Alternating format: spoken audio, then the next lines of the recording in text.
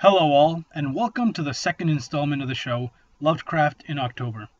Over the month of October, we will be looking at Lovecraft's most significant works, where I will provide a brief synopsis of the story in addition to looking at some of the themes and techniques of the story. This week, we will be looking at the Shadow Over Innsmouth. Lovecraft wrote this story during the months of November and December, finally finishing it on the 3rd of December in 1931. Lovecraft wanted to write a narrative story in a way that was different from his previous attempts. As we will see, Lovecraft structured the story in such a way that the narrator provides their own experience while receiving a lot of lore and exposition through the conversations with other characters. Lovecraft was apparently not satisfied with this story, and The Shadow Over Innsmouth is loosely based on Lovecraft's own travels through the backwater regions of Newburyport. Obviously, some accounts are very much fictitious.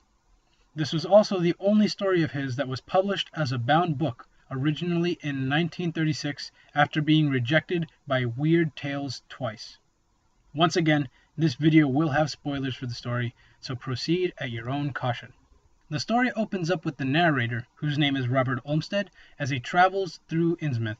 Described as an amateur antiquarian, his interest in the town of Innsmouth came to be when he saw some strange jewelry and heard rumors about the shrouded town. While traveling to Arkham, he learns that the cheapest route goes through Innsmouth. Deciding that this would be a good opportunity to explore the town, he takes the route. Here he speaks with a travel agent who tells him about the strange town, and we learn that the town used to be a busy seaport up until the War of 1812, where it fell apart and became a shell of its former self. Then the agent informs Olmsted about Captain Obed Marsh. The captain had some strange rumors surrounding him regarding deals with the devil and setting up cultist groups. It was believed that the Devil's Reef was where demons and devils came from. Yet, the town experienced good wealth in the form of strange jewelry and good fishing yields. With such a small and sickly population, it's no wonder these strange rumors began to circle. The people were described as unfriendly, hostile, and strange-looking, with very ugly features. Thin heads, flat noses, and bulging, never-closing eyes, where the young grow into these features. After finishing up this conversation, Olmsted spends the rest of his time researching Innsmouth in the Newburyport Public Library, where he finds out more information about the jewelry. This, in turn, inspires him further to investigate the town. Chapter 2 begins with Olmsted catching the bus through Innsmouth. He describes the bus, passengers, and even its driver as being run down and old with the very certain Innsmouth look, as he comes to describe it. Even though he was uneasy the entire time, upon entering the town he is met with the place that looks so out of place.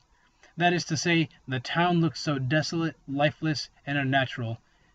He comes across a building that was repurposed as a temple for the esoteric Order of Dagon, the organization that has come to occupy most of the town.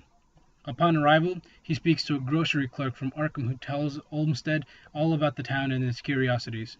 More importantly, the youth tells Olmsted not to linger around forbidden areas such as the Church for the Esoteric Order of Dagon, and not to talk about anyone aside from Zadok Allen, a 96-year-old drunkard who supposedly speaks nonsense. Olmsted leaves the grocery with a drawn map of the town and some light food for his dinner. Olmsted travels through the town, noting the eerie atmosphere surrounding the area. The lack of inhabitants and sounds was very much unsettling, and the buildings were unkempt and showed signs of decay everywhere, even in the supposedly busy areas. Eventually he comes across Zadok Allen, the crazed, licorice nonagenarian who tells tales of old Innsmouth and its shadow that were so hideous and incredible. Chapter 3 continues with Olmsted purchasing some liquor to try to get Zadok to spill some information on the town. Believing that he can get information in 4 hours before the next bus, he sat with Zadok and eventually began to hear the ramblings of the madman. Here we find out a number of details. We find out that the town has been occupied by fish frogmen known as the Deep Ones, who live in the sea in some underwater city. Here, Olmsted finds out that it is apparently the Deep Ones who require sacrifices, and in return to these sacrifices, they grant the inhabitants of the town fish and jewelry, which is very valuable to the town. However, there began to become problems within the town. Obviously, people didn't like the fact that there were human sacrifices. So what ended up happening was the old ones attacked the town and basically decreased the population by a very large amount. This was originally believed to be some kind of disease or plague that crossed the town, but in reality it was actually the old ones. Since the population was so low, it was necessary to start breeding and bringing the population back up. Luckily, or unfortunately, these old ones are capable of breeding with humans. So then you end up getting these strange human deep one hybrids that have apparently that look like humans early on, but as they grow, they get these strange Innsmouth features, and at the end of their life, they become immortal when they are able to go back into the sea and live forever. This all happened when Obed Marsh and his crew found the old ones off some island, after which they brought them back to the island to try to increase the wealth and well-being of the town, obviously at the cost of their own humanity and sanity. Eventually, at the end of telling the story, Zadok feels that he is being watched and decides to run away. Olmsted is left very confused. He doesn't quite know if everything he just heard was real or if it was some crazed, fantastical story, but he chalks it up to Zadok's crazy stories. Later on, we find out that Olmsted cannot travel back home on the bus because it is experiencing engine troubles. As a result, he needs to stay the night in some hotel. This is a very sketchy option, but he has no choice. So he stays in a hotel, but during his stay, he hears these very strange and unnerving sounds, almost like people are trying to come in and break into his room. So he does not want to be captured by whatever is out there. He decides to make an escape, and this is a very tense scene, but he manages to escape through the window and makes it in town, where these creatures are kind of walking around. He tries his best to imitate the walk and to try to find his own safety, and while keeping his eyes closed so he doesn't have to look at them. However, he ends up opening his eyes. He catches a glimpse of one of these old one human hybrids and faints from the pure shock of it. Eventually, we finally get back to Olmsted. He manages to wake up. Nothing was done to him. He was totally okay. And so he manages to escape and go to the next town over. Olmsted decides to do some research into his own family tree. And this is a plot twist, but it turns out that he is actually a descendant of the old Captain Obed Marsh.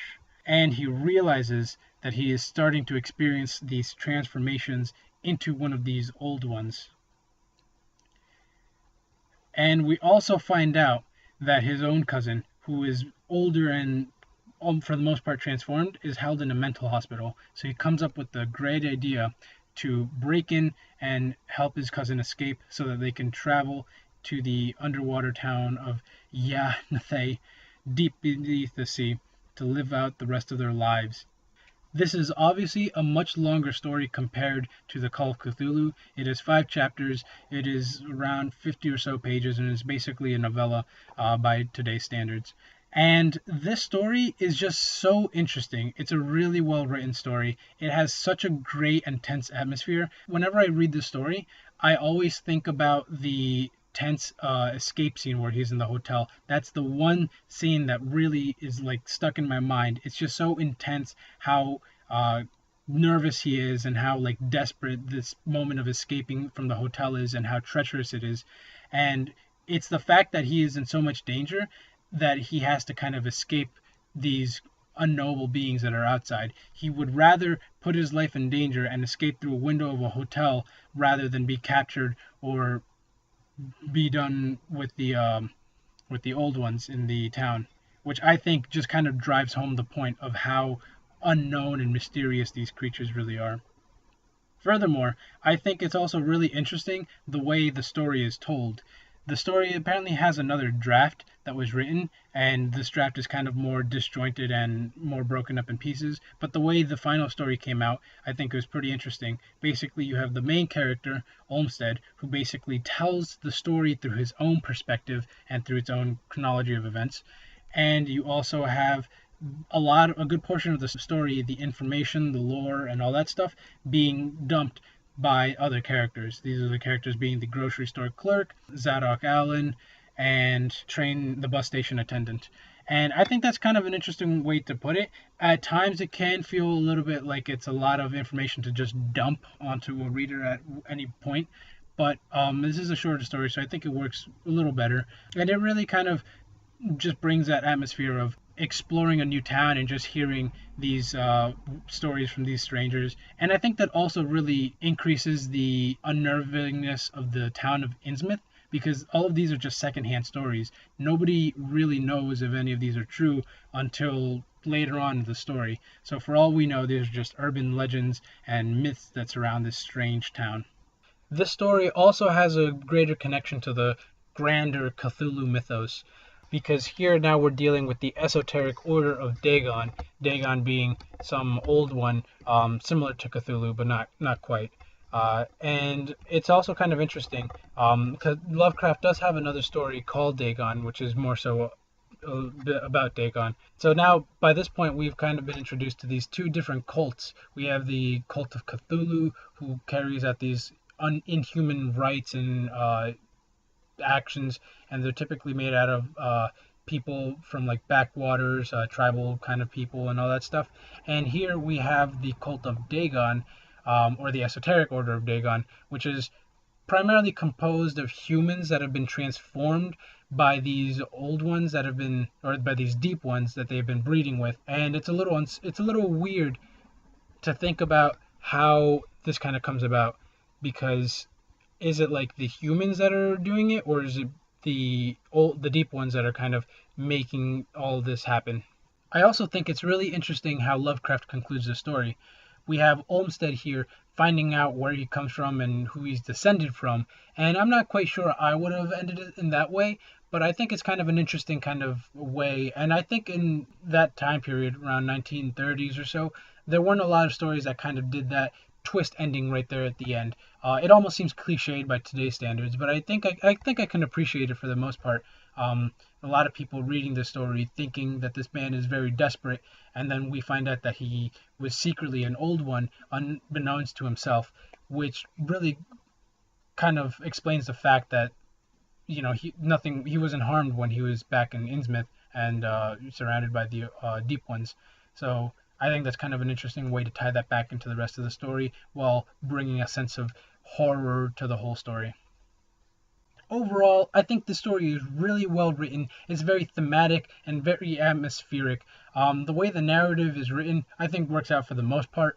And it's just a very kind of brooding, dark story that really, I think, fits in with the month of October, being kind of a scary kind of month. This is a very scary story in the sense that you never know what's going to come out, and you're always under the threat of being captured or exposed by these terrible creatures. And ultimately, the biggest horror is finding out that you are one of them, only for it to not be so much of a horror rather than just an acceptance of it.